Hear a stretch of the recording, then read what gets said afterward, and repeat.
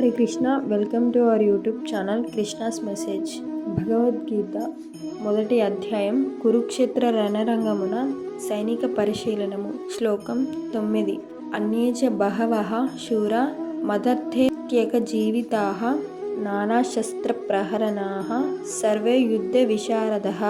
నా కొరకు తమ జీవితాలను త్యాగం చేయడానికి సిద్ధపడిన పలు ఇతర వీరులు ఉన్నారు.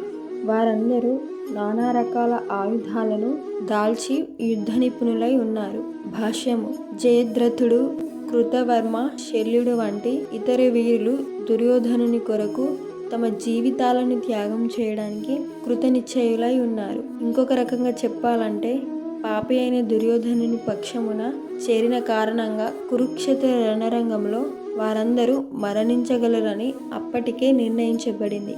కానీ దుర్యోధనుడు మాత్రము పైన చెప్పబడిన సంఘటిత మిత్రశక్తి వలన తనకు తప్పకుండా విజయం లభిస్తుందని ధైర్యంతో ఉన్నాడు.